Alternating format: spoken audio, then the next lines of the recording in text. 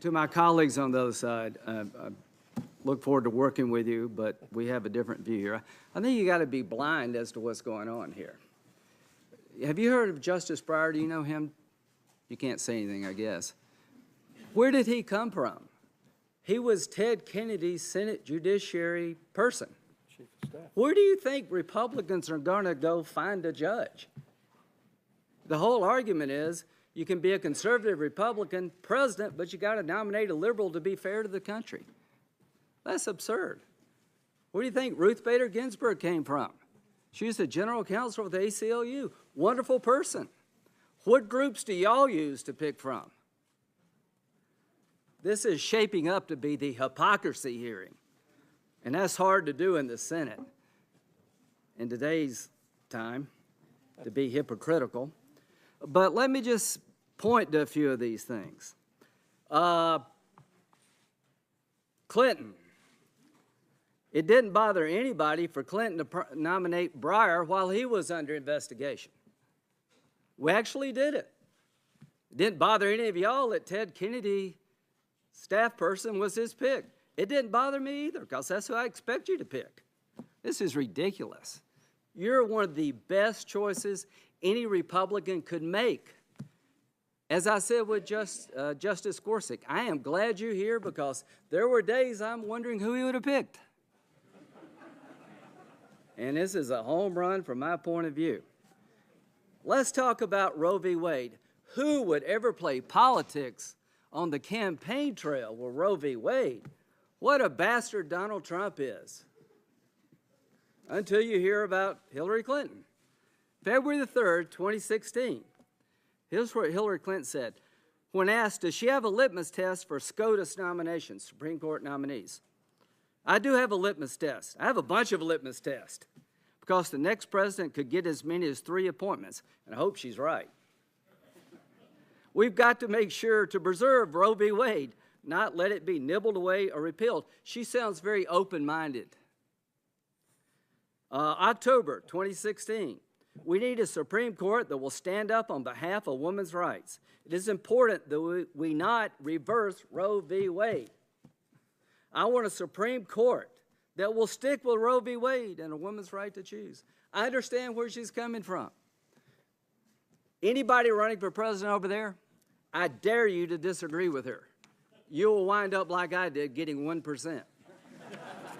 If you even suggest that you will pick a nominee that's not going to uphold Roe v. Wade, that's the end of you. But you figured that out. You don't need me to tell you. So this is the way we do politics.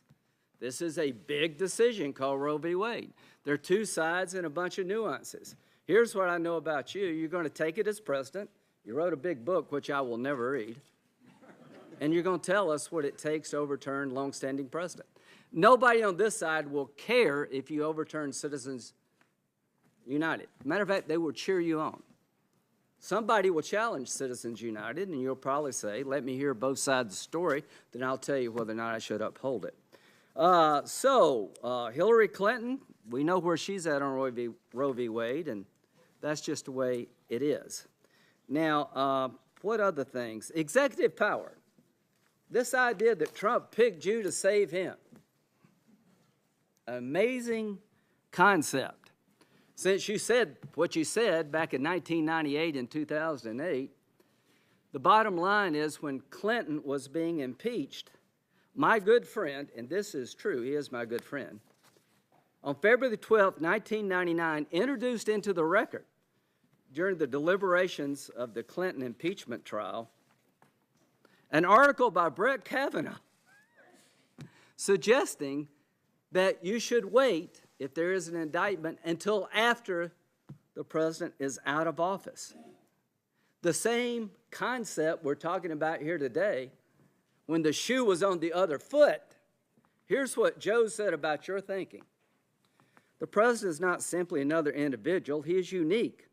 He is the embodiment of the federal government and the head of a political party. If he is to be removed, the entire government likely would suffer, and the military or economic consequences to the nation could be severe. These repercussions, if they are to occur, should not result from the judgment of a single prosecutor, whether it be the Attorney General or Special Counsel, and a single jury. jury. Prosecution or non-prosecution of president is, in short, inevitable, unavoidably a political act. Thus, as the Constitution suggests, the decision about the president while he's in office should be made where all great national political judgments in our country should be made in the Congress of the United States, according to Joe Biden, the gift that keeps on giving for us. I think that's pretty hypocritical. During the Clinton days, you were right, but all of a sudden you're a danger to the republic. Let's talk about, there's so many. How many minutes do I have here? The bottom line is... don't exceed what White House. I will not. That'd be impossible. Guns. Somehow you're going to make sure that Congress, the bottom line on guns, Dianne Feinstein's a wonderful lady and has passion on this issue about assault weapons. She was able to succeed politically. After 10 years, the gun assault weapons ban expired, and it's been hard to get it reestablished. She introduced legislation in 2013 that got 60 no votes, 16 Democrats. So I don't believe they see you as a threat to the nation if you come out on the idea that the Second Amendment has some meaning. In other words, the political process when it comes to guns is a work in progress, and I'd rather us decide that than you. And I'm here to tell anybody in the country who listens that this is so hypocritical of my friends on the other side. When it was their president, Kavanaugh was right. When you're talking about Roe v. Wade, it's okay to promise the nation it will never be overturned.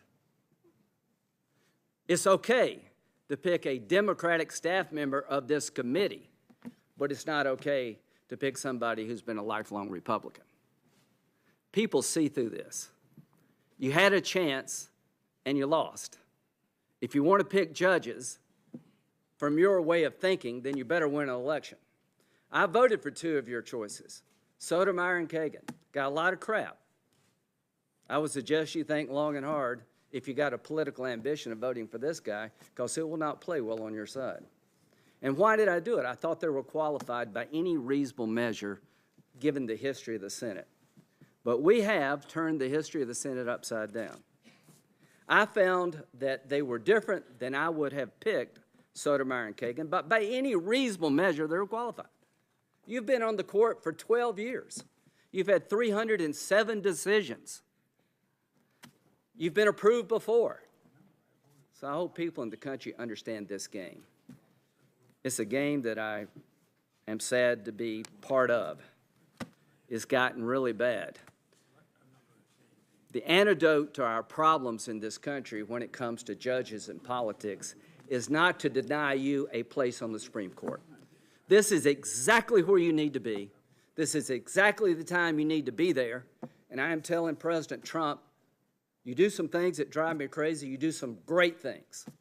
You have never done anything better, in my view, than to pick Gorsuch and Kavanaugh, because you had an opportunity to put well-qualified conservatives on the court, men steeped in the rule of law who will apply analysis, not politics, to their decision-making, and you knocked it out of the park. And to my friends on the other side, you can't lose the election and pick judges. If you want to pick judges, you better win.